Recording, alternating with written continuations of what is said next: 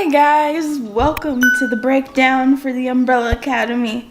A short synopsis of episodes 1, 2, and 3 and my thoughts about what's happening in the series.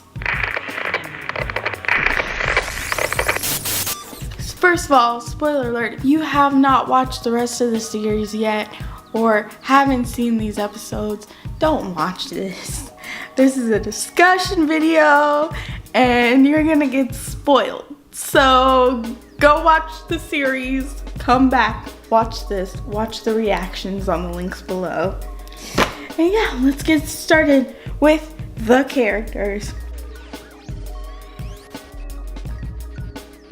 Luther, he's our first character.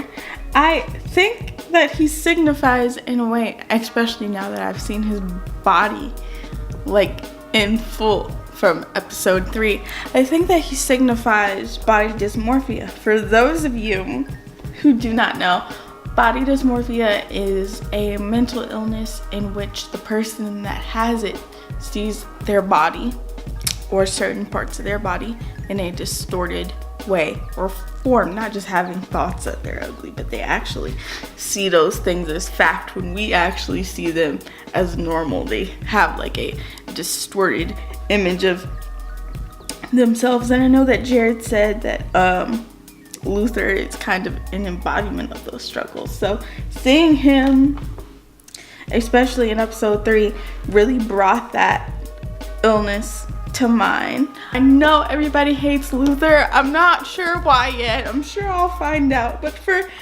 time standing, I like him. I do. I think he's a good Big Brother character, like the standard Big Brother character that is in any family-oriented setting, superhero or not. Now let's talk about Diego. Diego has knife powers, is a tiny bit of a pain in the butt. I'm not sure if I like him just because I like Vanya and he's really mean towards her and unnecessarily so.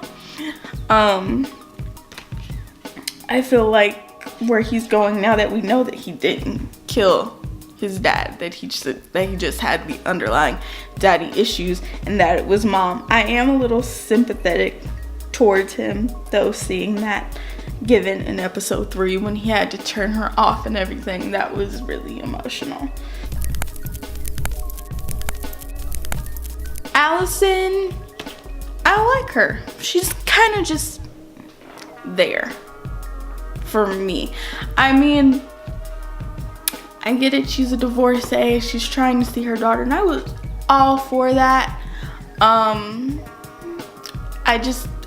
I feel as though, like, now that I know the whole backstory as to why her kid got taken from her in the first place, I feel as though she would make a little bit more of an effort. I get that her husband is a douche nozzle, but like, at some point, I'm sure she had these appointments to see her kid, and the fact that she didn't go to these therapy appointments is kind of, I mean, even if you feel like you shouldn't be able to go, if you really want to see your kid that badly, then persevere for the child. I don't know how I feel about her yet.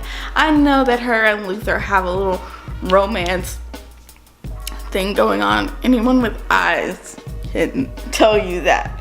But yeah, I'm not sure how I feel about her. Her power is pretty cool underneath the right circumstances. I don't agree with her using it on the kid. God knows how that mentally affected the child. And now I completely understand why her douche nozzle of a husband wouldn't let her speak to her over the phone.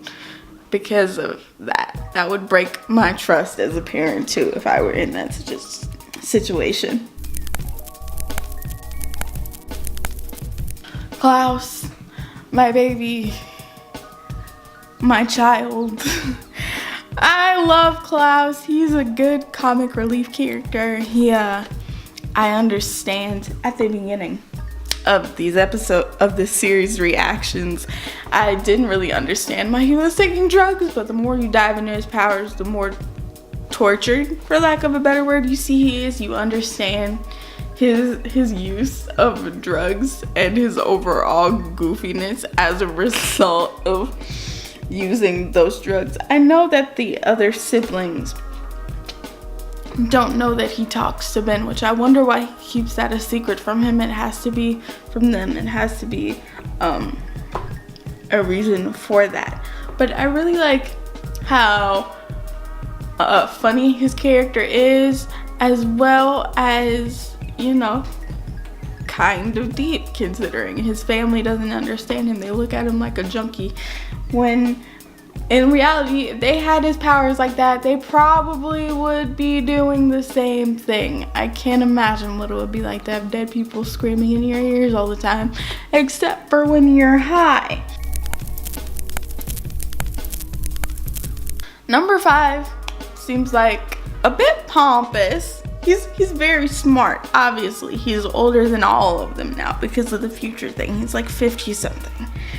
But he seems a little pompous. I get there was probably no one in the future to hang around. I was kind of hoping that Dolores was a like robot or something, but she actually turned out to be a full-blown mannequin, which is fine. It's understandable. I feel like there's a lot to number 5 that we aren't seeing as a character that's going to be answered in the previous episodes. Like, there are a lot of layers to him. Like, we've only seen him have this stone cold, stone face, I'm better than you mentality. And I feel like as the series goes forward, we'll see those layers kind of peel back and him get more vulnerable, because in reality, you know, he jumped forward in the future, and that has to be scary for a 15-year-old to find your siblings lying in rubble and just being alone. Ben is dead. He was the monster child. There's not much to say about Ben. I like him as Klaus's little sidekick character. I'm still interested to know what happened to him, how he died, things of that nature. When did he die? Was it like teenage years? Is that why we always see him in teenage years? Or is he like dead in his 30s? Vanya. Now, when I first met Vanya in the first episode, I was like, okay, she has no powers that we know of. She seems isolated. She seems depressed. Like, the more I go back and watch the episodes, I see how depressed she is. And I notice the pills that she's taking. I can't help but think that those pills are holding back a power that she has of some sort, because I just have a feeling. And you know, throughout episode 3 and episode 2, they're like constantly isolating her, putting her and Klaus as these kind of outside people, but putting even more emphasis on her.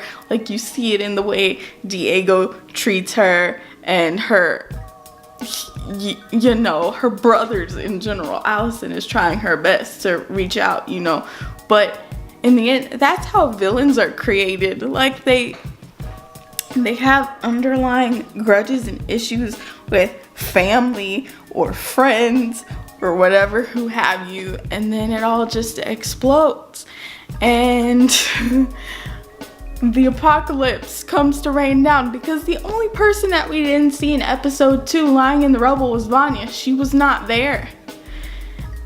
And I mean, other than the eye, we have no more leads as to who started the apocalypse. And so, I mean, personally, this is my first theory. I think Vanya may have started the apocalypse. I don't know what kind of power she has, but I have an inkling that she has some. I have a feeling that that boy who's gonna help her, that boy that she's interested in, is gonna help her bring out those powers and learn to be more confident in herself. But at the same time, I feel like the way her siblings have been treating her is going to bite them in the butt. He Hazel and Cha Cha. Now, I'm all for Mary J. Mary J is my girl. I'm really interested to see who they work for. Like, what's the backstory with them? How did Number 5 come to work with them? I mean, was there like a time traveling agency? Like, did Number 5 go back in time, find this time traveling agency, and, you know, work with them as a 50-something-year-old? Like, what happened there? What made him go rogue? I'm like interested in all of this. There's so many questions. Thanks for joining me for this episode of the breakdown on the Umbrella Academy. Again, if you want to watch my reaction to episode 3, 2, or 1, the links are down in the description. Unblurred, edited, and all that good stuff. So yeah, thank you for watching. If you like this video, don't forget to like, comment, subscribe, all that good stuff. And I'll see you guys for the next episode of the Umbrella Academy.